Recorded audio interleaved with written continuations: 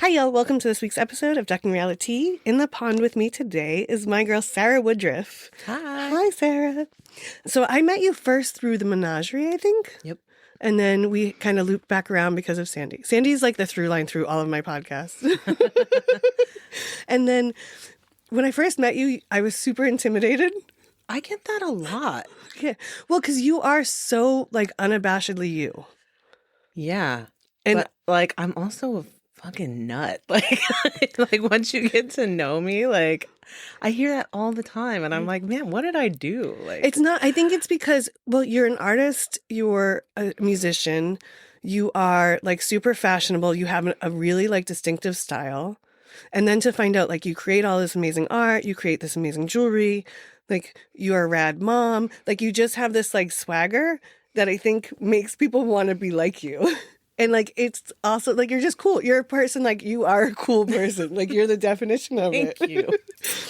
And like, even the other day we were talking about something and you were like, oh, well, if you need an extrovert, I got it. I am like, you were like, I just can't even stop it. And I was like, No. yeah, like, but did you always have it? Like, is it something you developed or? Well, I mean, I definitely have always been extroverted for sure. I've always been pretty creative, never been good at being in a box or an office or anything like that. Like I said, your HR department would hate me. But style has definitely evolved. When I was in the third grade, there was a boy that lived next door to me that I had a crush on, and he had a mullet. So I thought that if I had a mullet, he might like me. So that took a long time to grow out. Yeah, that's a commitment. Yeah. And yeah, I mean, there were some questionable choices through the years, but like in high school, there were these two thrift stores by my house, and San Lorenzo was full of nothing but old people. Oh. And so every time somebody died, they would just get like a whole house load of someone's things and like an entire closet, right? From like the 60s, 70s. So yeah, once I started high school, I started avidly thrifting and yeah, pretty much wore dead people's clothes for years and years. And, you know, I mean, some people thought it was cool. Some people thought I was super weird, but like, I mean, that's what happens when you wear a leisure suit in 10th grade. You know? So like, but was the 70s vibe just kind of your vibe, or did it fall into because you had so much? Well, it's been all over the place, really. Right. So that was what was kind of available. So I either bought, like clothes from the 60s and 70s, or I would always raid the little boys section in the thrift store and I would buy like superhero t-shirts that were real fitted because like it was like 1997 and on, and you know, fitted baby tees were in. Fucking hated them. I had the figure for them then. I just always had big boobs, so like my boobs cut off the shirt. Girl, I didn't even get boobs until I was like 22. Oh, I got my boobs in like third or fourth grade, like overnight. Wow. Where everybody was like, "She's stuffing her bra," and I'd be like, "No, I don't know where they came from either." Yeah, that has never. Still to this day, like I think, you know, people like try to put a pencil under there. I don't think mine would stay. I used to be able, before I had my boobs reduced, I used to be able to put beer cans underneath. Holy shit. Mm-hmm. Yeah. That's impressive. That's a good party trick. But I hated it. Like, I never showed anyone. Quietly did it at home. Like I was like a pencil. Like what else could I fit under there? That is the pastimes of girls, I swear to God. Oh my God. Like if anyone actually ever did like a documentary on the way girls spend time in their rooms, be like, what is wrong with them? Like for real. How are they not more crazy? Yeah, you know, so yeah, the style has been all over the place. When I was, I guess, in maybe like 11th grade, I got into like swing music and like big band stuff. So I started searching more for like clothes from like the 50s, 40s. Used to go swing dancing a lot. And then when I was 25, I opened a lingerie shop in Danville that was all pinup themed. Oh, shit. Yeah, so I had that for 3 years. And so obviously when I was at work, I would like dress the part. I would do like full on victory rolls and skirts and heels and Oh my God, I love all it. the things. And it was exhausting, to be honest. I'm sure. I had And someone just do that look for me a couple weeks ago, and I was like, she was like, okay, well, it'll take us like 2 hours to do your hair. And I was like, what? Like, I'm like, and she does that look all the time. And I was like, you spend this much time getting dressed? yeah, it's a commitment for sure. I love people like that. I have never had it, but I love them, and I want to have it. I want to have more of that. I just don't. You can anytime, but it takes a little bit of your time. I don't like to get up that early anymore. That's for sure. So you had your first store at 25. Yeah. So you were always kind of entrepreneurial, like, I'm not going to work for anyone. You can't tell Yeah. me what to do. Exactly. So yeah, so when I was, let's see, I worked for Long's drugstore when I was a teenager. Mm-hmm. And then I got a job on Telegraph in Berkeley working for Limbo Lounge, it's right between Channing and Durant, the one with all the broken plates in the face of the building. Oh, okay. Yeah, I do know that one. Yeah, so I worked there. And it was like a lot of people that were going to go like Burning Man and stuff would stop there and get clothes. So it was a lot of like kind of wild clothing.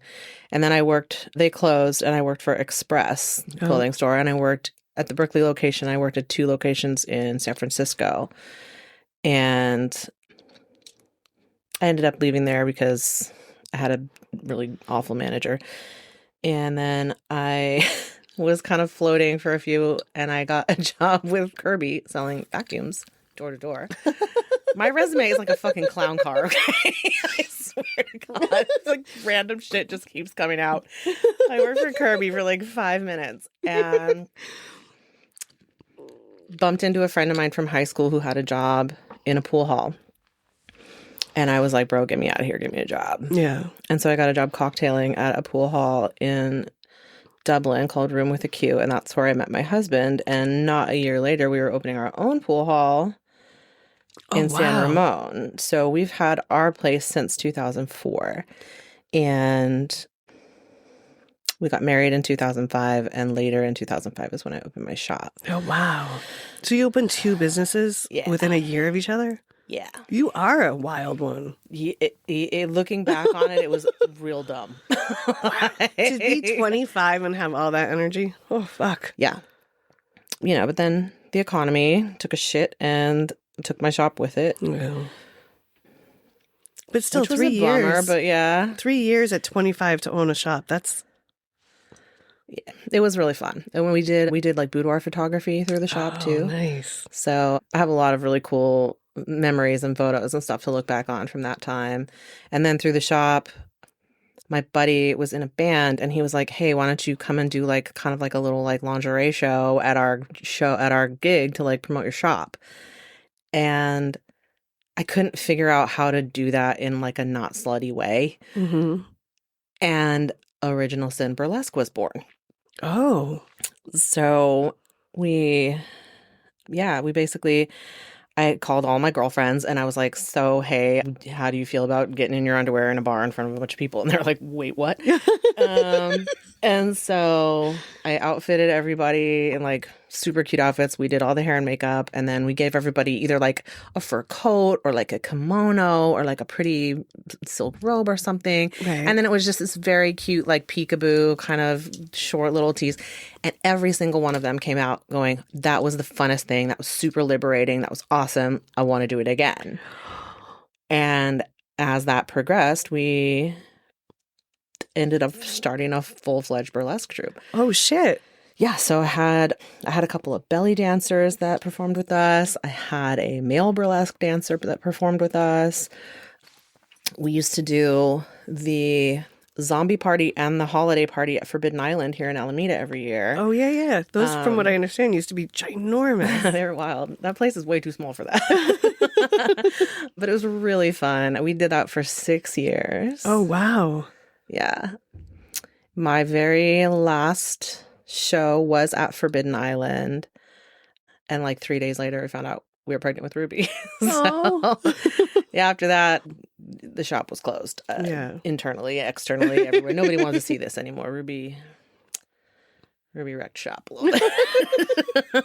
Thanks, Ruby. Yeah. She's very cute though. She's great. Yeah, so that's the like very Reader's Digest version of how I got here. Wow. So wait, when did you get into singing then? Like, Well, were you always a singer? Yeah. So Okay. when I first turned 21, I was in the choir and stuff all through high school. When I first turned 21, when I got that job in the pool hall, we would very occasionally do karaoke in our bar. And I made friends with the karaoke DJ, and he ended up hiring me to work with him. And so we would travel around and do like, he had like bar gigs all the time. And then we would do like weddings and corporate parties and stuff. You were a wedding singer? No. I was a facilitator of karaoke at weddings. Oh, okay. No. Karaoke at a wedding. I don't know if I've seen that. Well, I don't know how many Filipino weddings you've been to. Oh, yeah. There wasn't a huge Filipino presence that I grew up with in Boston. That's fair. Here, there's a ton. I love them. I'll tell you what, I've never had better wedding food in my life. I love Filipino food. So good. And I love the culture. I love the people. They're so, yeah, I mean, especially at a wedding. I mean, everyone is just so joyful. But yeah, so I worked with him for a long time. And then, yeah, my husband has always been a huge supporter and loved hearing me sing. And so he sometimes not so gently nudges me. And so finally, I joined a band that I found on Craigslist, and they practice in Millbrae. And I was with them for a couple of years. But the guitar player, the front man of the band, he owned a couple bars out that way. Oh, okay. And he just got super busy with his other work. And so practices started getting kind of screwy. And my weeknight availability is not great because of the bar. So I ended up leaving them.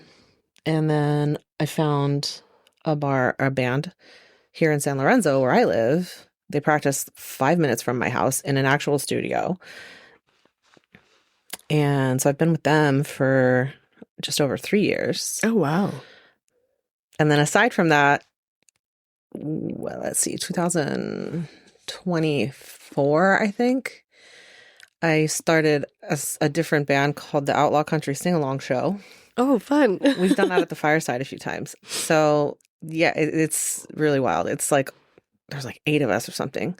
And we play all the old outlaw country. So Waylon and Willie and Johnny Cash and Hank Williams and everybody. Oh, amazing. We hand out binders full of lyrics to the whole audience, and it's a sing-along. Oh, I haven't been to one of these. I want to. So it's like a combo karaoke band. Yeah. Like like the Irish call them sing-songs. Yeah, exactly. Yeah. It's super fun. It's pretty rowdy. We have not played a show in a long time.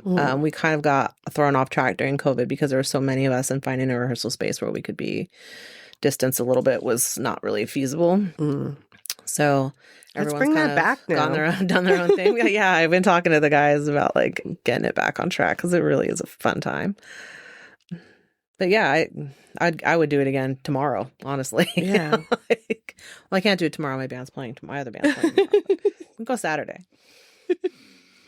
Yeah, you're super busy with all of your projects. So you like, well, first let's back up. So when you had Ruby, did you kind of like peel back from a lot of your creative stuff? Yeah, because I also had a corporate job at the time. Oh, shit. She's a hustler. A broke one, which is lame. I'm right there with you. People are like, oh, you have like 4 jobs. And one person was like, how come you work so much? I'm like, because the Bay is expensive and I like to travel. Like, and it's just me. Like, Yeah. Sometimes I think like, oh, I could just be living in my parents' attic or like my childhood bedroom and not be paying rent. But then I would be in Boston and it would be cold. Oh my God, I can't even imagine. Yeah. That's way too cold. It makes sense that you grew up in California because you all have like a very different vibe. Like there's just a vibe out here of like that you're allowed to do anything you want. Well, who the fuck's gonna tell me no? Well, on the East Coast, it's like you're like trained to like you do this, this, and this. Like you're supposed to do like this is your trajectory, and like that's where you're gonna go. And like the people that I met that are like grew up here, you all have like a different freedom that I am in like amazement and like I salivate for. Like, well, to be fair, I owe a lot of this to my husband. He he is an extremely hard worker. He's very business minded. He's a great provider. And if it wasn't for him, I mean, there's no way I could support all this fuckery. Like I said, I had a corporate job for 4 years. And the reason I had a corporate job was because we needed to buy a house. And since he is also a business owner, Right. they really don't like to give you loans for that. Yeah. So I won't name drop, but I had a corporate gig that really was not healthy for me. I did it for 4 years. I did it long enough to Get what you needed. to get our house. And then I came home one day and I said, I can't do it anymore. I was developing a drinking problem. I mean, don't get me wrong. I love to drink, but I was drinking not for the fun of it. Right. And I was missing out on a ton of milestones that Ruby was going through because we had a nanny. And I kind of looked at our finances and I was like, you know, by the time we pay our nanny cash, Yeah. I'm working for less than minimum wage. Yeah. It's amazing how much that happens. Yeah. And I'm like, this is gross. Yeah. Like, I'm super unhappy. And, you know, it's not really worth it. Yeah. And that was when I said, okay, I can't do it anymore. I don't want to do it anymore. And I said, I want to put my 2 weeks in. And he said, okay, well then what do you want to do? Because he knows me that I'm not just going to sit on my ass and watch TV. So I said, we had just bought a house, like I said, and there was a little she shed in the back, but it was falling down. And I said, I want to rebuild the studio in the back and I want to start making jewelry and I want to sell it at festivals. And he was like, okay.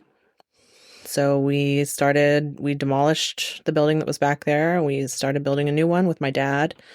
I put my 2 weeks in. They asked me to stay for 30 days. It took them 2 weeks to even hire a replacement for me. Oh, wow. And then they wanted me to train her. And then so when I left, finally, they ended up hiring 2 more people. They replaced me with 3 people. That's how overworked I was at this job. Holy shit. Yeah.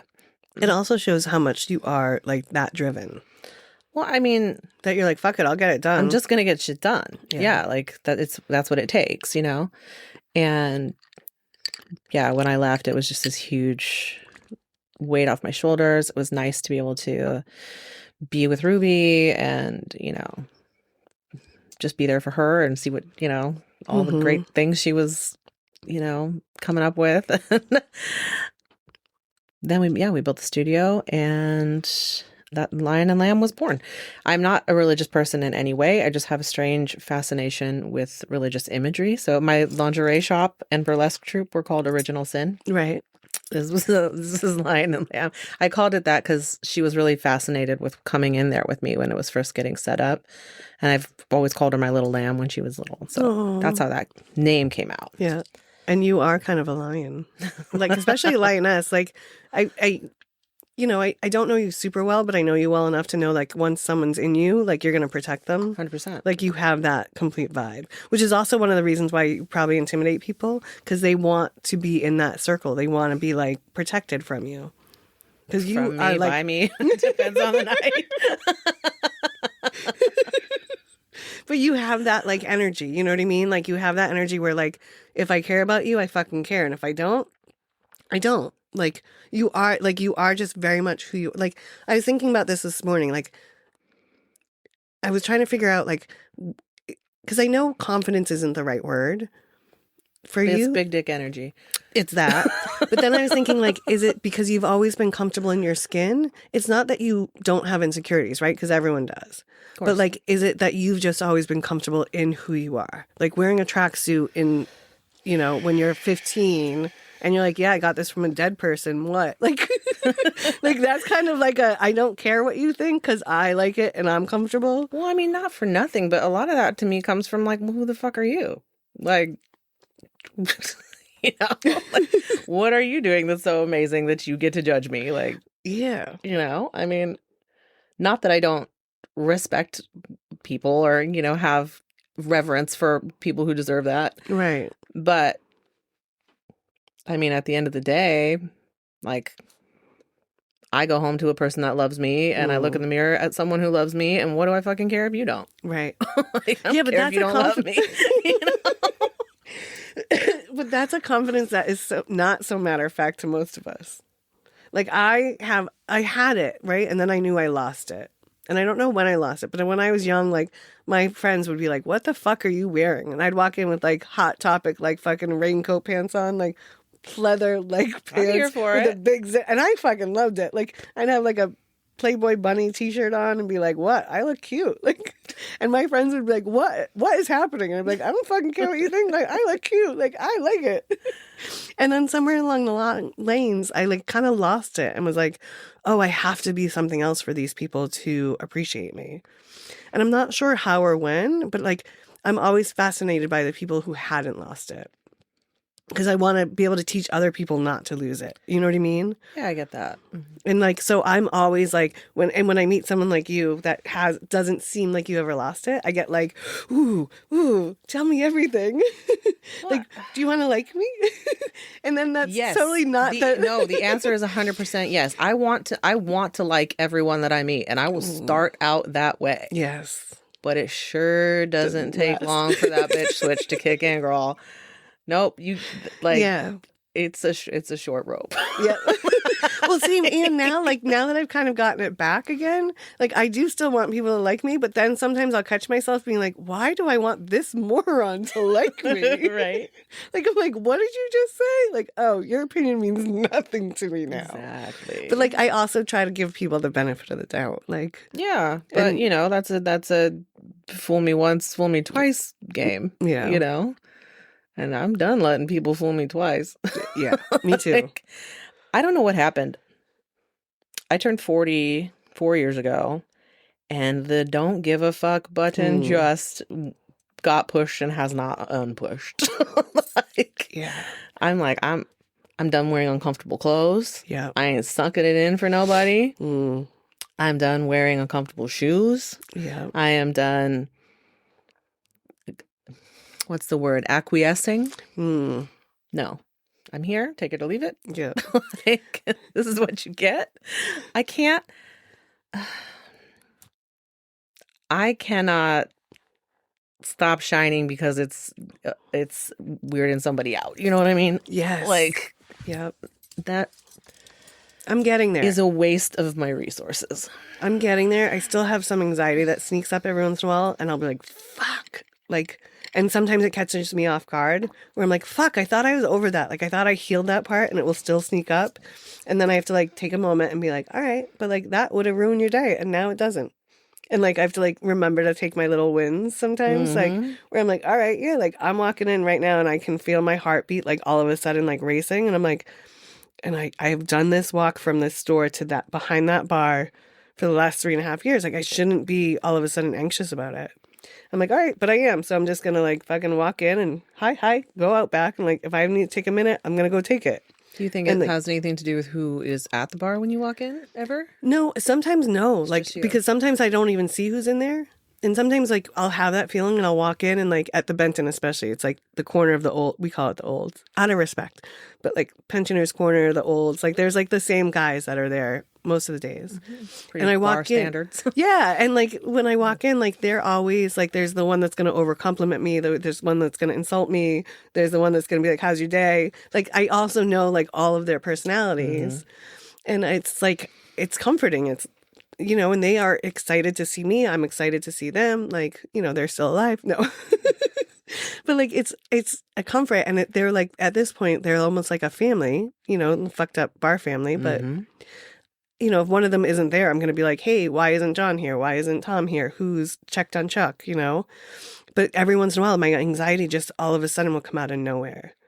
And it's like, fuck. And then I realize there's something somewhere that's setting it off probably. Or sometimes I think it just sneaks up and it's like, hey, still here. Could still fuck with you today. And you have to be like, all right, yeah, but you haven't fucked with me in a while because I know how to control you now. But it still is like, oh, like, fuck. Well, if it makes you feel any better, I mean, I get that too here and there but only from things that are very important to me in my life. Like, we were talking a little while ago. My daughter had a lockdown at her school yesterday. Right. That kind of thing sends me into, A tizzy. full blown mama bear mode where I'm going down there, like, I don't need a badge. I have my mom. right? I mean, that kind of thing. Or like, like if I can't get a hold of my husband, or like, okay, well, here's something a little funny that happened. It's not funny, but it's funny. Oh, my husband and my daughter and we just got our daughter a phone. And so we set it up to share locations with her and with the three of us with each other. And this is new. And my husband is not home a lot. Between he has a day job working for his uncle at a pewter smithing foundry, and then we own the bar. Oh, So yeah. wow. So he's gone a lot. And I went to text him the other day, and I noticed for the first time, it said what city he was in at the top of the thing by his name. And it's not the city that the foundry is in, and it's not the city the bar was in. And I was like, where the fuck is he? So I clicked on it. And again, this is the first time I didn't even know I could do this. I'm not like spying on him. Right. Like, You're like, I'm not that crazy. and it showed him at an extended stay. And I was like, what the actual fuck? And wait, and you didn't immediately get in your car and drive over there? No. I'm proud of you But for that. I did immediately want to throw up in my mouth and was going like, what the fuck, man? Like, this is not, like, that's not how our relationship is. Like, we do not. You're like, we're not that question him. California. He doesn't, like, I don't ever worry about what he's doing and whatever. But, like, I mean, seeing that, I was like, hang on a minute here. And so I text him. I'm like, hey, what you up to? And he's like, I'm in a meeting with the landlord. And I'm like, at an extended stay? That's weird. And he's like, what? So apparently the extended stay is in the same parking lot as an Indian restaurant that our landlords of the bar own. So I just felt like a huge jackass for a minute. But I did get hell of like freaked out and insecure all of a sudden of like, I mean, it was just such a like, it's weird, random. Yeah, it's such a novel moment for you. Yeah. Like, you're like, I've never thought about him being at a hotel at all. No, ever. Why would I? Yeah. I mean, why would I? Yeah, no. Why would he go anywhere else?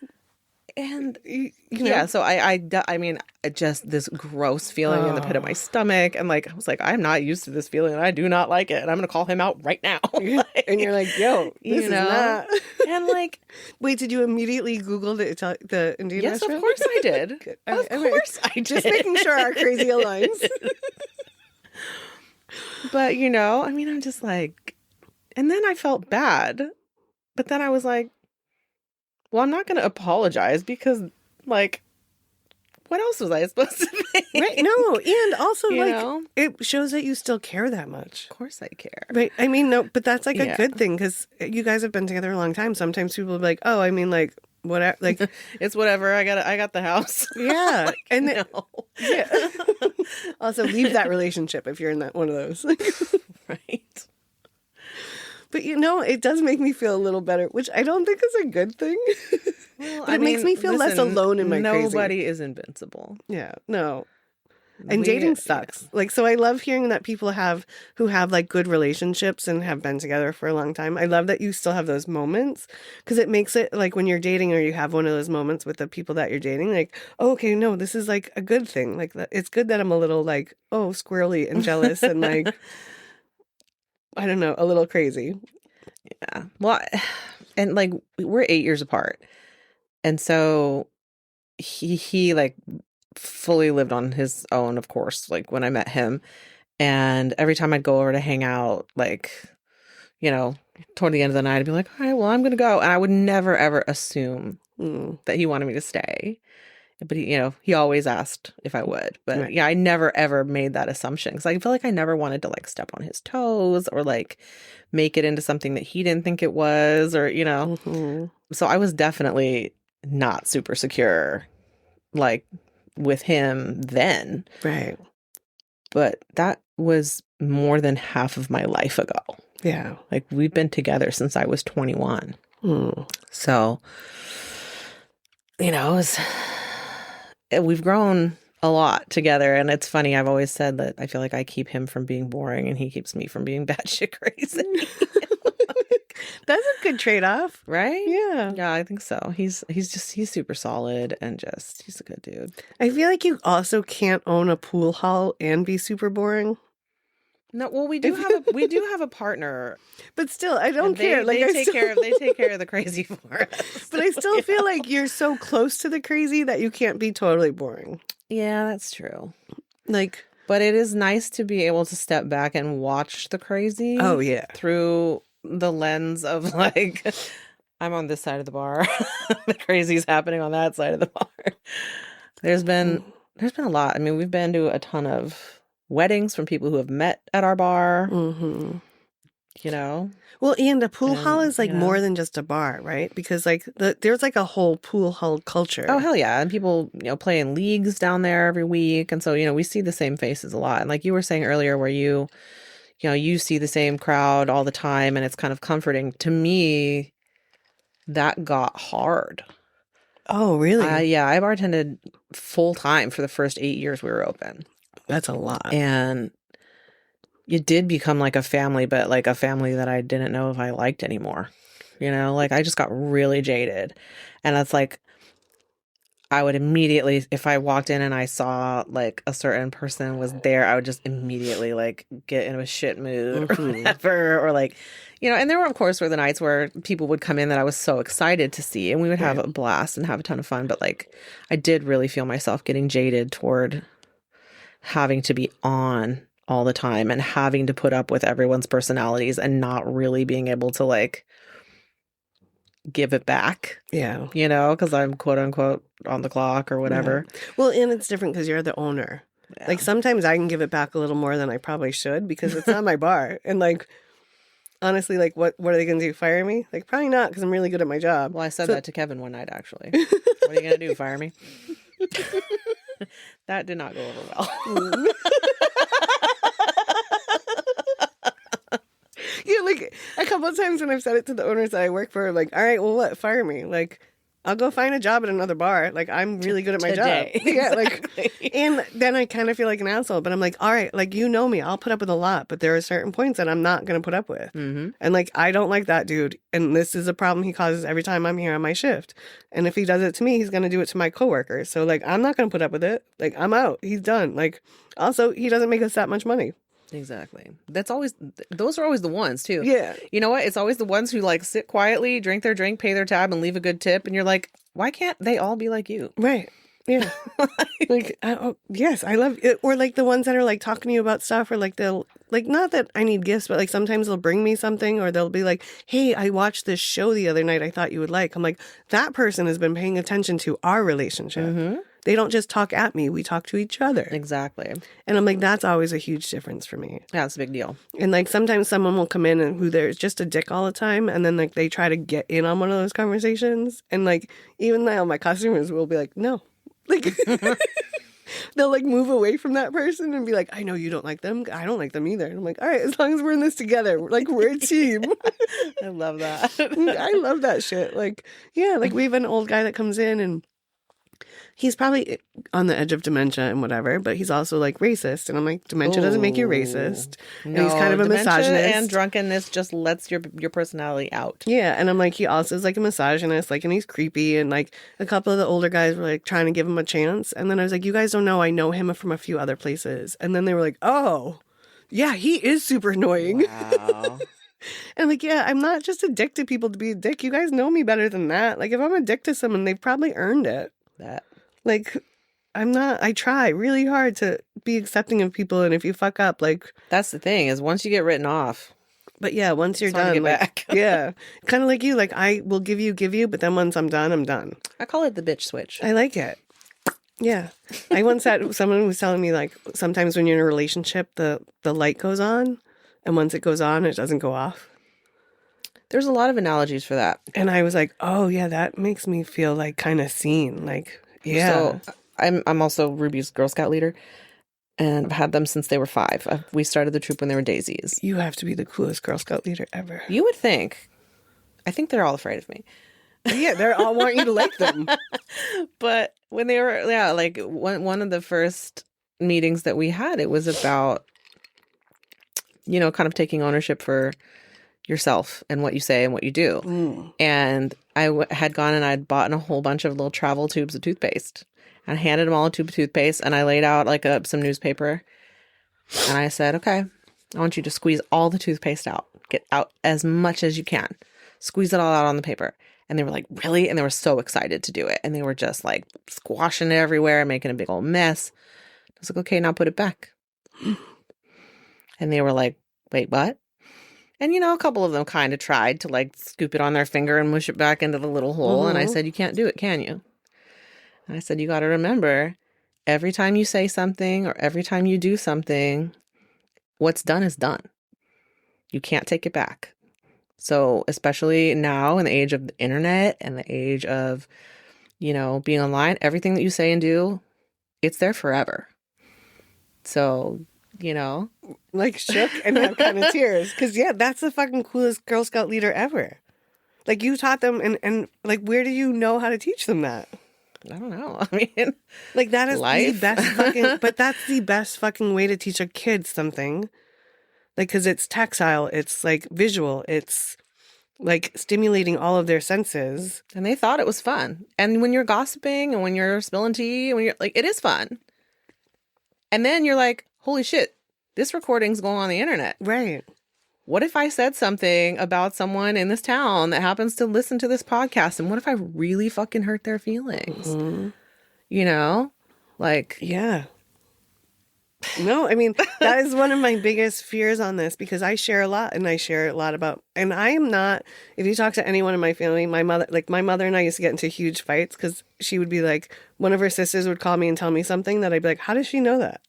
My mother would be like, well, I was talking to her. I'm like, why are you telling them about my life? And I would get like mad, right? You should. And like my mother would be like, well, they were asking me. I'm like, well, if they want to ask me, they can ask me. Yeah. Like, but why are they talking to you about my, like, and she would get to the point where she's like, well, I don't even know what I can say to anyone now. And I'm like, you don't need to say anything about my life. How is she? She's good. Yeah. Like, what else do you have to say? And she would take her to lunch. And she would kind of be like, well, I want to share my life. I'm like, my life is not your life to share. Yeah. And like, we got into battles over that over the years. And I was like, Ma, like, if they want to know, like, ask me. Like, but I don't need to hear their opinion about something I haven't even talked to them about. Mm-hmm. I'm like, so if they're calling me, telling me something about my life that I don't know they even know, like, well, what is that? Yeah. And then now I start a podcast where I talk about all this shit, and I'm like real open about it, and I'll say stuff where, like, I just had a conversation with a friend the other day, and we were talking about something, and I was talking about my wedding and like kind of my insecurity about it and my like knowing that I shouldn't have been going through it. And I had to like rethink if I want to even release it. Because I'm like, I said some stuff that's probably hurtful to my ex-husband.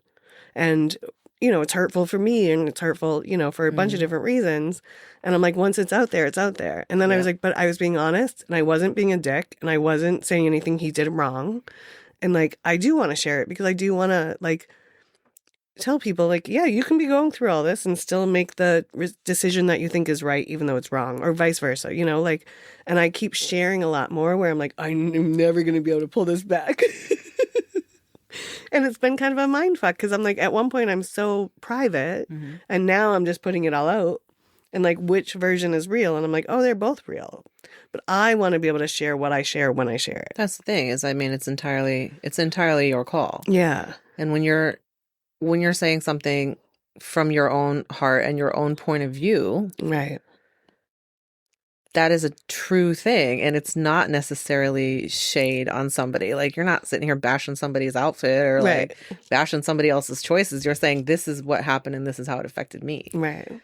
But I also will do when I have gossiped and I have said some fucked up shit, when the person comes back and asks me, I am the person that I'll be like, yeah, I said that. Yep.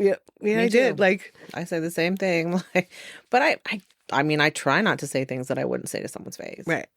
And even if I said it behind your back, like if I said it and I don't, like if I said it and I'm like, yeah, that wasn't my proudest moment. Or like, I said it because I was mad about this and I shouldn't have, but like I did say it. Like, because I won't not admit it. No, that's my thing. Well, once you start lying, about your own character, Yeah. that's not a good road to go down. Like if you can't reckon with yourself, like you got some cleaning house to do for sure, you know? And also the other thing is like, I don't want to have to remember I lied. No. Like, I don't want to have to try to remember what I told you different than what, like, I got too much other shit going on, and I like to smoke weed, and like, it's just, you know what I mean? Like, I don't want to have to think about if I told you a different story than what happened. Exactly. Or like, I don't want to tell you like, no, I never said that. I never said that your shoes were fucking ugly. And then someone else is like, remember when you made fun of her shoes? And I'm like, I did. Oh, shit. I just told you I didn't. Like, yeah, no, I did that. Like, you know, if you don't like me for it, all right. Like, yeah, sometimes I say shitty things and I don't, it's not about your character. It's just, I hated your shoes. Like, I like you, but like those shoes are terrible, you know? Like, but that's, but also like, if you're going to be mad at me for that, all right, be mad at me. Like, I'm okay. Like, I'm sorry, but if whoever you're talking about does not have the confidence in their own shoes, like then whatever.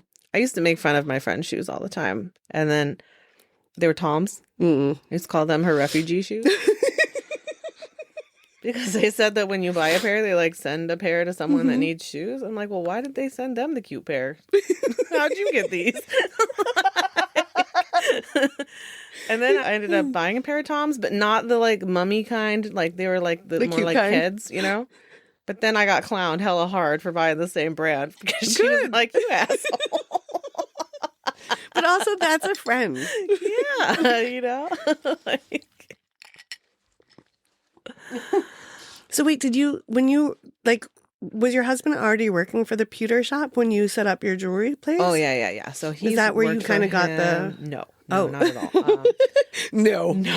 So yeah, my husband's worked, it's his uncle's company, and he's worked for him pretty much since he was fresh out of college. Okay. Because he got a business degree, and his uncle is like this old hippie guy who lives here in Alameda, and he took over the business from his mom. Oh, okay. And so it's been around for a really long time. It's called Fellowship Foundry, and they make, if you ever go to like the Renaissance Fair, you see those giant goblets that have like a dragon wrapped around the handles, and that's what they make.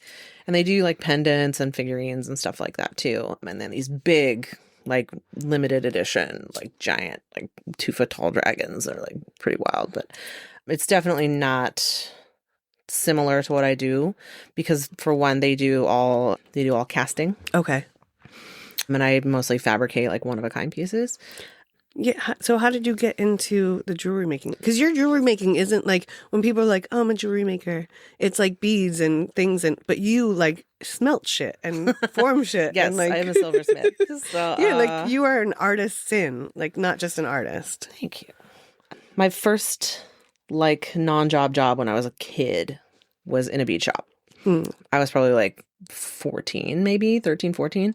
My sister had a cleft palate when she was born and had to go to speech therapy for a really long time. And across from her speech therapy was the bead store. And so my grandma watched us in the afternoons, and she would take my sister to speech therapy, and then we would have like an hour and a half to kill. And so she'd take me across the street to the bead store. And I, got friendly with the ladies who worked there. And one day they were like, hey, we're having a party this Saturday, like, because they had this whole room in the back where they had this big table, and like you could come and like work on projects, and they would host like little classes and stuff. And they were going to have this party where they were teaching kids how to make these little simple little beaded necklaces. And they were like, would you want to like come help? We could pay you in store credit. And so I started doing that with them quite a bit. Nice. And so I got, really just kind of the fundamentals of bead stringing and putting clasps on things and, wire working and stuff like that. And I did a lot of that throughout my life. Even when I had my lingerie shop, I had a little counter where I sold jewelry and stuff that I'd made. But after I quit the corporate gig and told my husband I wanted to redo the studio in the backyard and all that and sell jewelry at festivals, I quickly realized that like the components for the jewelry that I was interested in making like did not exist. Like I really wanted to make like big boho earrings and big cool stuff, and like you just couldn't get the pieces to do that. And so I said, well, if I go learn how to solder, like I can manufacture my own components. Right. And so I took a class in Berkeley at Silvera Jewelry Studios or Silvera Jewelry School. And I learned just like basic soldering and went home happily and made a whole bunch of, big hoops for like chandelier earrings and stuff. And then I was like, okay, well, now I want to do more. And so I went back and I took another class and I learned how to make like a bezel setting for a stone in a ring or a pendant or whatever. And from then on, really, it was just kind of trial and error. I did take a few more classes. I took a lost wax casting class, and I took a class on how to work with argentium, which is like a different blend of silver. Never even heard of that. Yeah, it fuses rather than having to solder, so it's just it's a little bit different. But yeah, I took some classes just to kind of see what I did and didn't want to do. And then we went to Tucson to one of the big jewelry shows one year, and I spent $10,000 in like 2 hours. Oh my God. It was pretty wild. It was super overwhelming. There was so much stuff there. But yeah, yeah, and also having $10,000 that you can spend in 2 hours. Well, I mean, I'm not saying you actually had it, but no, I sure didn't, but I put it on a credit card. I love credit cards. Yeah, fuck. But it was a once in a lifetime thing. I mean, I knew I wasn't going to go there every year. Right. I knew, and I mean, you're buying wholesale, so the prices are as good as they're going to get. You're buying direct from, the seller. There's no middleman. There's no shipping. There's no anything else. Is that when you bought your first string of diamonds? Because casually the other day, you and Tara May were working on a project, and you were like beating some not diamond. You were beating some beads. Or stringing some beads, excuse me. And then we were talking about something, and you guys were talking about hole sizes. And then you were like, casually were like, oh yeah, the first string of diamonds I bought. And I was like, I'm sorry, what? So yes, but they're raw diamonds. They're not like faceted and cut and perfect and clear. And okay, but you bought. But I mean, they're like the kind of diamonds that they use to make like tools and shit. They're like not like amazing quality. You're like, it's someone's tooth diamond. It's fine. But they're right. But I mean, they are still hella cool and sparkly and like very salt and peppery and whatever. But they don't want to waste a lot of material, so the whole size is like. You can't even fit like dental floss through there or like a hair. Like, I mean, the hole is so small. They're really hard to work with. But they're very cool. Very shiny. Yeah. You work with so many cool like jewels and metals and like it's amazing. It's so fun. It really is so fun. And everybody keeps telling me, oh, you should teach and da da da da. And I'm like, listen, for one, I don't want to carry the insurance to like deal with people's safety like in my studio. Yeah. I have on occasion had a friend come in and like we'll do a project together and they'll be able to make something. And I really do cherish that. I love being able to kind of give that to somebody that I care about. Because at the end of the day, you're going to go home with a piece that will outlive your great-grandchildren. You know, this is like, we're making heirloom jewelry here. We're not fucking around. Yeah, this is not like a beads on a string stuff that you make. Like, so that makes me really happy. It's hard at the moment because silver prices have just gone through the roof. Like, it's insane. Well, this is one of the things I had on my little list to talk to you about, because the other day I was reading something about the dumpster fire of a world we're living in right now. And like, one of the things was like, this country's pulling this country's pulling this. And like the other day you had mentioned how like silver has become so much more expensive and just so fast. Yeah. And then last night I was reading literally like things in different papers and like Instagram posts though of news cycles of being like, Korea just pulled their whole silver line out of the market and this place is pulling this out and I'm like, oh, we might really be going to war. And like the kind of like silver has so many, most precious metals have so many applications besides jewelry. Right. I mean, they're being used in computer parts and in solar panels, all kinds of stuff. And so, I mean, carburetors are full of platinum. I mean, there's all kinds of shit. And I think in times of economic hardship, there's a hoarding mentality that kind of goes on, especially with commodities like metals, where that's a physical, tangible thing. Right. That, you can have in your hands. Yep. And if I can sock it away in my mattress and it's, steadily increasing in value. Yeah, stock away. Yeah. But that kind of makes it prohibitive for the average person that shops at a craft fair. Right. To be able to purchase when, for example, like I have an app on my phone that tells me spot prices every single day on precious metals. So today, let's see. Today, spot price on silver is loading. Comfortably, I was buying silver between $18 and $24 an ounce. Okay. I can't get this to load at the moment, but at last glance, it was $85 an ounce. Holy shit. So it's quadrupled in price, essentially. Yeah. Gold is up to about $4,600 an ounce. And that's not even an ounce. That's penny weight. That's less than an ounce. Like, the market is insane. Well, and a penny doesn't even exist anymore. I mean, I guess they still exist. We're just not making them anymore. So crazy.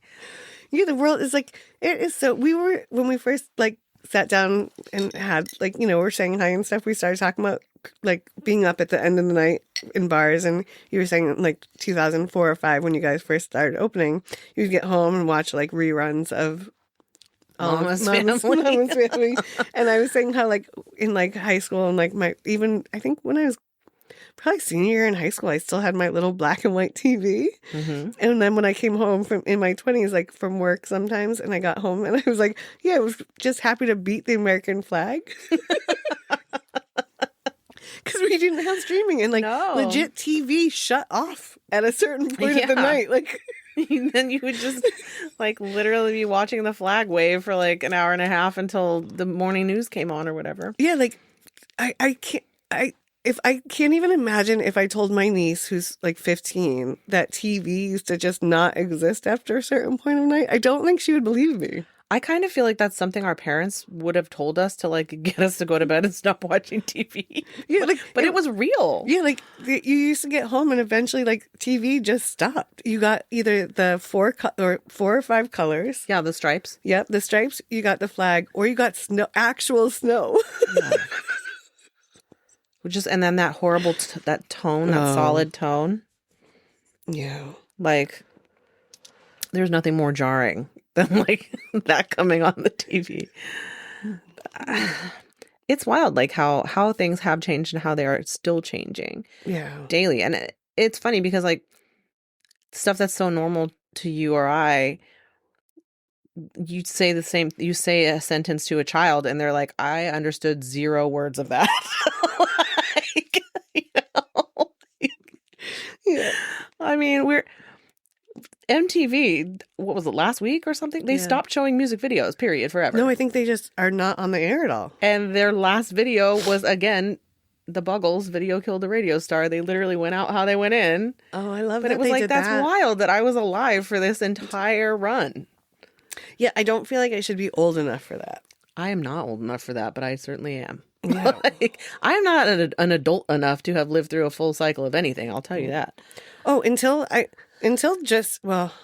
guess when I was in my late 30s, so after I had left my ex-husband, I was back at home with my parents for a while, and I was back taking care of my niece and nephew, but they had been like gotten older. And I remember my niece was probably 10 or 12, and she was like, they call me Chevy. So she's like, Chevy, are you an adult? And I was like, what do you mean? And because I was living at home with my parents and I didn't have a job. So she's like, well, you don't have a job and you don't have kids. But you're old. And I was like, oh, yeah. How much soul searching did you do after that conversation? And I was like, well, I'm 3018. And so for the longest time, I had them convinced that I was like 3016, 3017, 3018. I was just like, yeah, no, it's fine. Like, I'm kind of an adult, but kind of not. I feel like that every day. Yeah, and I was also like, yeah, I'm not going to have kids, so I'm never going to have that problem. Mm-hmm. Not that they're a problem. I love them. Well, my love them from afar, babe. Yeah. I'm telling you, it's a ride. Yeah. Well, and I raised babies since I was a baby. I started babysitting when I was 10. Oh, wow. Like, and babies. Like, Like for family or for kids in the neighborhood? No, for family mostly. Well, I was like 15 before I realized babysitters got paid. Like my neighbors across the street, like they had two little girls and they were talking to my dad one day and they were like, wait, Siobhan babysits? Like, can she babysit for us? Like, what does she charge? So my dad was like, oh, John and Ann want to know what you charge. And I was like, what do you mean charge? And he was like, oh, well, babysitters get paid sometimes. I'm like, what babysitter gets fucking paid? Wow. And like I went over and I remember talking to Ann and being like, what do your other babysitters charge? And just like trying to feel it out because I was like, I'm not obviously going to tell her that I've got 4.5 years of experience and I've never been paid. Yeah. That feels stupid. You're going to have to go get some back pay, I think. And then I remember going to all my aunts and uncles and being like, you all owe me a ton of money, which I still have not gotten. But like one of my cousins, when he was getting married, like one of them thanked me in their groomsman speech. And his friend was like, wait, you're his babysitter? And I was like, yeah. And he's like, how old are you? And I was like, not old enough to get that look. And then we like did the math and I'm only like 8 years older than he is. Oh, wow. And he's got 3 little ones. And I'm like, yeah, I was babysitting him and his 2 little brothers and sisters like when I was 15. Like I was in charge of 4 little kids. Like I don't ever want to be in charge of 4 kids. Yeah, I didn't. Yeah, I would take all of them. Like I have a cousin who tells me the story of when I took a bunch of kids. Like during the day, we just walked down to the corner store to get like treats and stuff and come back. And she tells this story and it's funny, but it's not. She's like, you came back and you were like, yeah, that one, you need to watch out because she's going to end up on a pole with tattoos and piercings everywhere if you don't change something because she's just fucked. I'm like, now those are my friends. But then like, I didn't see them for a while and we showed up back at a family thing and her kid walked in all tatted and with all the piercings. And I was like, so you didn't listen, huh? Like, you're like, I saw you coming. And she's like, remember when you told me? Like, she's pretty close. I'm like, so you kept her off a pole? That's good. And I'm like, I love that that's your favorite story, but that's not the takeaway. Like, right. You could have, like, I don't know, like, that kid needed more. But it was always fascinating. Like, but I started taking care of them when I was little. So at one point I was just like, I don't need my own. Like, there's enough of our DNA. Like, I have like 70 first cousins. Wow. Yeah. Wow. And I know a bunch of my second cousins and third cousins. And like Boston's not a small family city. reunions go hard, huh? Yeah. Like, and until my 20s, we saw each other weekly, if not bi-weekly. That's really cool, though. Yeah, it is. Really cool. It is. I mean, it comes with a lot, but it's very cool, too. And, like, I know where most of them still are. Like, we kind of keep in touch here and there. Like, it's nice. And it's nice to know, like, that you can go through so much shit and still come back. And it teaches you a lot about life that early because you get to watch a lot of people and what they go through and how they kind of go through it and come back from it. So I think it's, like, a really special thing. It gives you a lot of, like, insight to life. Mm-hmm. But it also is like overwhelming and like fucked up. I'm very close with my family as well, like my cousins and whatnot. Like we get together on all the holidays. We do a big family trip on President's Day weekend every year where we go to like a beach house. Nice. And hang out. We rent like a couple of little condos in Pajaro Dunes. And everyone's like, you like hanging out with your family? Like my cousins are like some of the most interesting people I've ever met. Like, they're so cool. They're such good people. They're like, they have interesting careers. They have like interesting stories and interesting friends. And like, it's fun to talk to them. And I mean, I kind of hope that they feel the same way, but like it is really enjoyable to hang out with them. And my aunts and uncles are all real cool. And yeah. So I enjoy family time a lot. I have one cousin who lives in Colorado and she and I are super close in age and she used to come out all the time when she was a kid. And I wish I could see her more. I wish you were more available. But everyone who is here is just salt of the earth, good people, and it's like, man, somebody did something right along the way. Yeah, same. And it's fun to have people that have seen you through all those aspects of life and to see you evolve. And like, there's not a judgment that comes with people that you don't know. Yeah. Right? Because you all also have like seen each other's lives so intimately that there's like a shorthand with it. Yeah, you get to skip over a lot of the pleasantries when you meet back up after, not seeing each other for a couple of months, and you don't have to talk about the weather and you don't have to super get caught up because, you know their lives already. Yeah. It's nice. But that's kind of in that same realm, like as an artist and having your life evolve kind of in front of people always, because you always do have this kind of public facing persona, like whether it's the pool hall that you own or your art and developing new skills in your art. And like, is that something that ever gives you anxiety? Or is it always kind of more exciting? I mean, I would say with art, it's exciting. It's funny, I don't ever really worry about like how it's going to be received. Mm-hmm.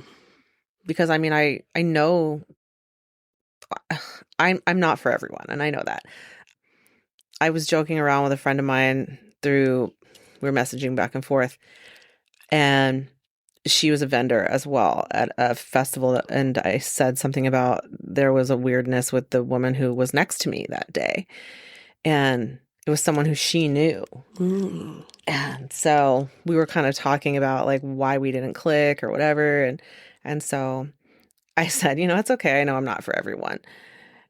And I was like, I know I'm a lot. And she said, I always describe you as when the piano music stops and the saloon doors bust open. And I was like, that's like the nicest thing anyone's ever said about me. But again, I mean, I know that my art is not for everybody, and I know that I'm not for everybody, and I know that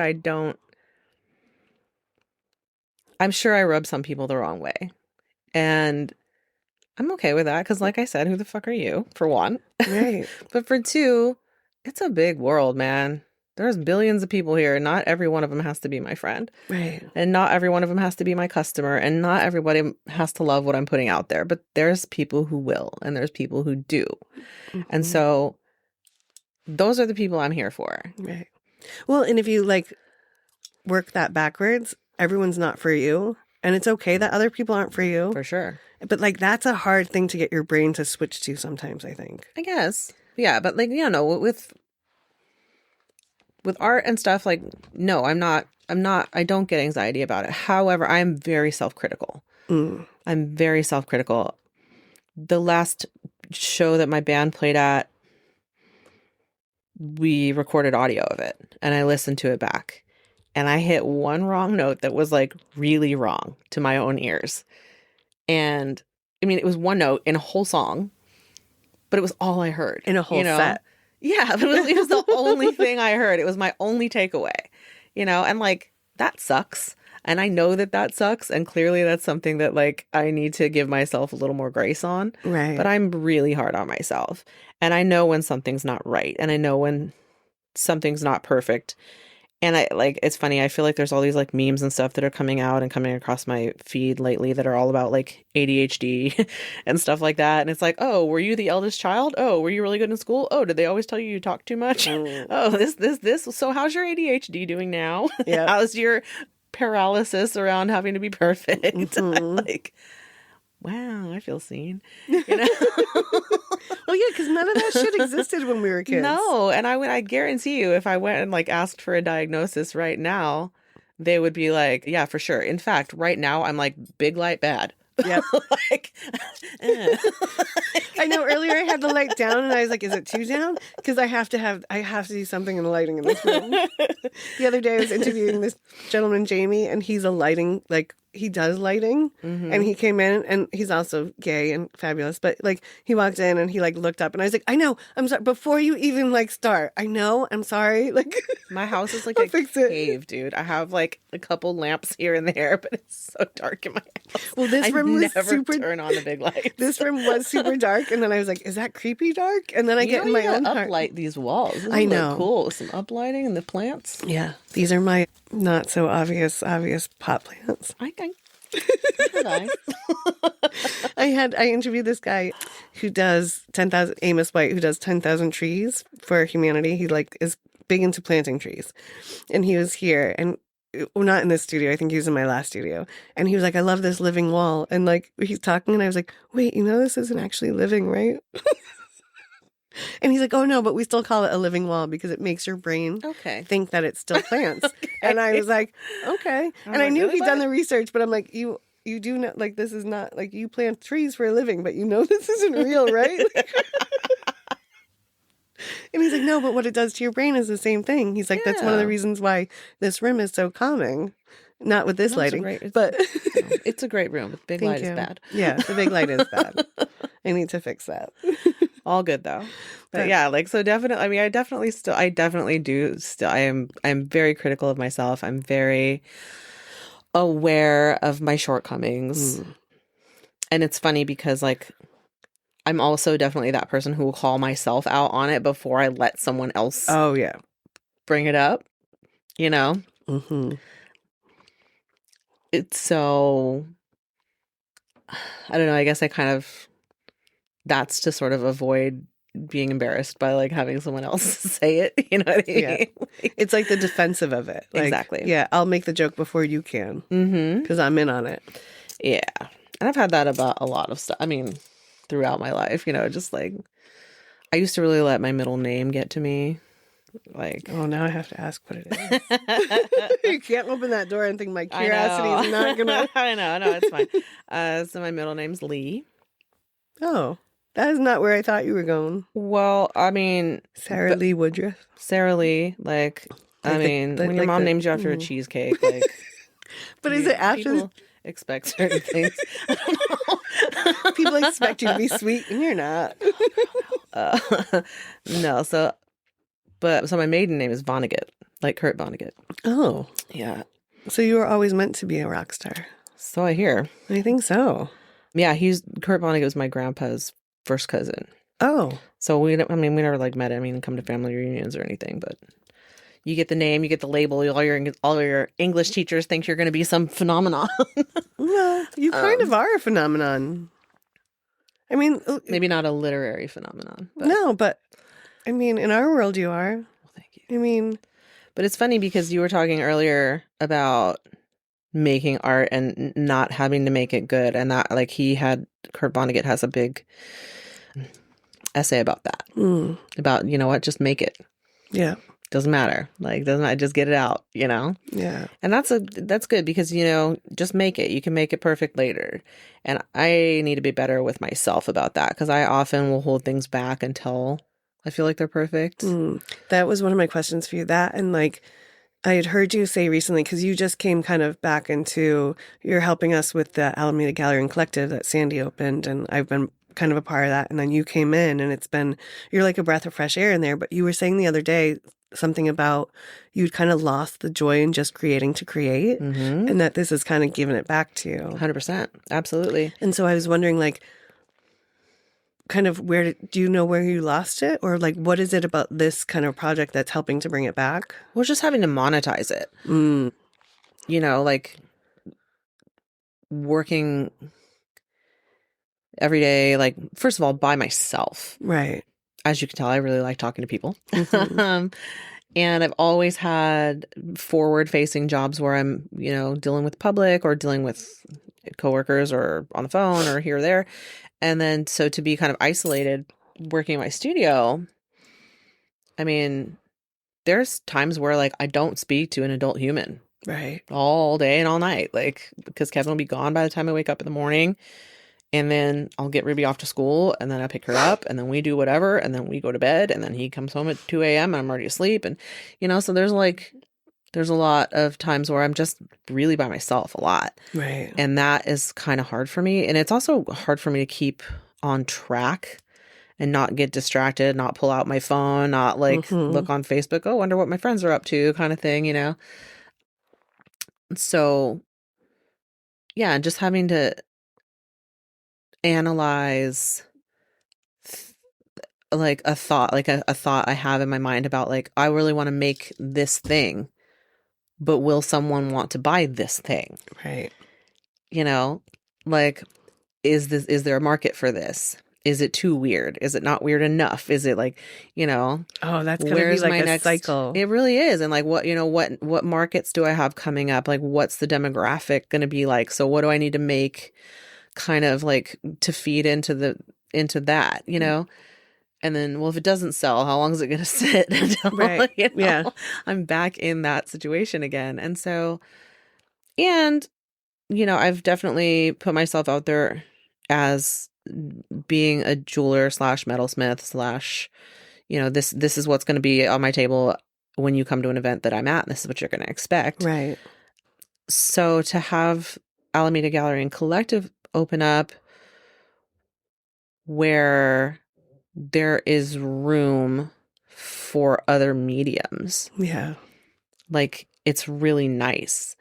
And first, well, the demographic is hugely different from most of the places that I vend. I've been focusing a lot on vending with like oddities, curiosities, festivals. So I'm working with a lot of weird materials, bones, fossils, teeth, Yeah. dark things, bugs and Yeah. all that. And so to come into a space that's so bright and welcoming and happy and different. I mean, not that vending doesn't make me happy, because it really does. And I enjoy, all of my fellow vendors, and I've enjoyed that immensely, and I will continue to. But it's nice to be able to explore a different facet of my creative process. Now, I mean, I've pulled out a sewing machine for the first time, and I can't even tell you how many years. And I'm just working with found things and other objects, and not necessarily metal, and not jewelry, and not, and it's accessible price points. Yeah. And it's, colorful, and it's feeding my Gemini for sure. Yeah, and it's been fun to watch as a person that like I study I study people in general, but creatives I always pay a little more attention to like, try to figure out how you get your confidence and your just that swagger that we were talking about earlier, and to know you as just like the jewelry design, and like you are a high-end jewelry designer, you know what I mean? Like your pieces are beautiful, but then to see you create things like you came in right before the holidays with like these holiday hearts, like that were what are they, the clay that they're just little Christmas ornaments from clay. Yeah. But they were so cute, and you were just like, oh yeah, I did those last night. And I'm like, you just whipped that up last night? And you're like, yeah, like Ruby was doing this, and I was just like, oh, I'm gonna make these. And it was just like to see you, like there was no like I would have had to like think through the process and like all of that, like, and you were just like, oh, I'm just gonna create this, and then they like flew right off the shelf because they're so cute, and like, and it's just to see that and to see your joy with it, and to be like, oh yeah, just come in and we'll do this, or like you were just like, your excitement over it is like contagious. Thank you. And it's been like just fun to watch you create in different aspects, and to be like, oh yeah, you can be multidimensional and be like good at it and just enjoy it. And it has been really fun. And honestly, that is why I did not call my business, jewelry. It's all, it's Lion and Lamb Studios. And it's because like, I didn't know at the time, if that was going to be the trajectory. And so like, I didn't want to pigeonhole myself kind of, and I don't want to pigeonhole myself. I like arting. And it's been really cool to just have sort of a place to do that and to get feedback on it, and to, it's been fun. I mean, disco snails. I found a gal online who made some disco snails, and she's like, I'm setting out a challenge. I want you to make them, and I want you to tag me, and I want to see what you made, and I'm like, challenge accepted. Yeah. Like, I love them. like, they're so dumb, but they're so fun and so joyful, like, I mean, man, what are you going to do tomorrow? I'm going to make disco snails. You're going to what? Yeah. I'm going to clean my bathroom. So Yeah. like, well, I know who's having more fun. Yeah, like having the studio and having it be my apartment at the same time. Like, so, the studio is the studio, but like it's connected to where I live. And so now like having different people come through and like realizing people like look around and like look at the things in my place has been weird. Cause like when I first moved to California, like almost never ever came to my apartment. And it was the first time I lived alone. So it was like I had this freedom to kind of like start expressing myself in ways that I hadn't ever had before. Because, I either had my family or my partner and whatever. And so like I had someone here and they were like, oh, wow, you're kind of gothic, huh? And I was like, me? I'm goth adjacent.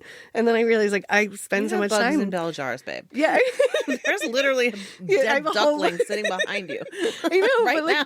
But because I hang out with so many of the menagerie people, like I don't consider myself super goth because I'm not to their level. You know what I mean? Like I have a taste of that, and I have a taste of hippie, and I have a taste of the hood, I have a taste of this. Like I'm a little witchy. But then to see, and I was like, oh yeah, no, I definitely am into dead things. Well, what a wonderful eclectic person. I I mean, Thank you. you know, your place is cool. Thanks. But I was like, there's a oh lot yeah, to look at. yeah. And there was a lot of stuff that was familiar to me. I saw a piece of work from Brandon on the wall over Yep. there, and you have the cloches with stuff from what, Silver Moon probably? Yep. Okay. Yeah. And it's great.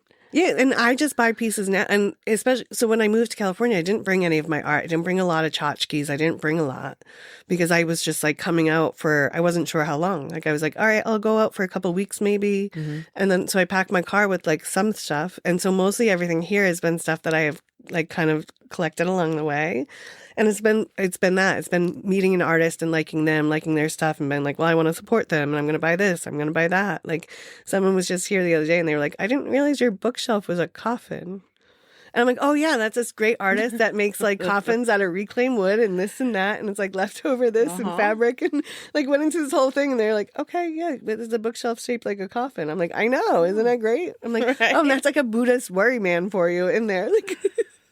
And I do love it, but it's also like it's still somewhat new to me to have people like coming into my inner sanctum and like coming here to do this. Yeah, a little bit. And then I was just like, oh, fine, judge me. I don't care. I read a meme literally this morning, and it was the guy, and he said, my decor style is ancient Egyptian burial tomb. And by that, I mean that I want to have enough things that I love in every room to carry me into the afterlife. I was like, I am here for that. I am here for that too. Yes, if I can look around and be like, okay, I want to take everything in here with me when I die. Sold. I love it. Yeah. Well, I very much like Marie Kondo shit, kind of like, does that bring me joy? I want it in my space. Does it not? Then I don't. Oh, have you heard that? Have you heard the secondary method to that? I don't think so. Okay, so people are like, yeah, okay, if it doesn't, I'm going to hold it in my hands, and if it doesn't bring me joy, I'm going to throw it away. So someone else was like, okay, if it had poop on it, would you clean it or would you throw it out? Oh, that one's a game changer. that is a game changer. Wow, I like it. Yeah. I like it better than does it bring you joy? It's a much more visceral response to something. Like, ew, no.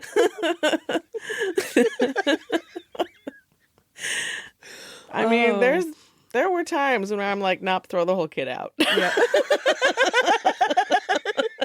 She's not bringing me joy, and she's covered in shit. Exactly. Yeah. Goes for your friends too. Like, if your friends shit on themselves, would you help them or would you just walk away? That is a really, really great rule of friendship. And I will tell you right now, there's a couple. Yeah, I already thought of two that I'd be like, I'm sorry, bro. I don't even know who you are. I have never seen you a day in my life, guy. Oh my God.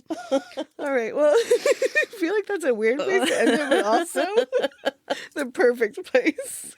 You're probably right. I don't work. How can you top that? You can't. I will say, if you were covered in shit, I would help. Same, girl. I would be like, Sarah, let's go. We gotta clean this up. No one can see you like this. Same. I would be like, come on. You have a brand and you're too cool for this. And you already like me, so let's save that. Oh, I'm glad we can bond over that. Oh my God, I love it. Oh my God. Thank you so much, Sarah. This was really fun. It was really fun. And I'm crying. I was worried that you were going to make me cry today, but not like this. Yeah, I did not think it would have to do with poop. See, it wasn't that bad Lord. to talk about you and your creativeness. No. And your badassery. I mean, I love it. That's the one thing I am so grateful for moving here and then like finding the island and Sandy and everyone that I've met through her is like the badassery women. And, you know, there's a few men, but it's a lot of women that I've met. And for me, historically, women have not always been the safest. So to start to meet all these women that just not only like empower me, but like make me feel more comfortable in my skin and like make me want to do bigger and better things and like to follow my dreams, like that is a gift that I cannot even put into words.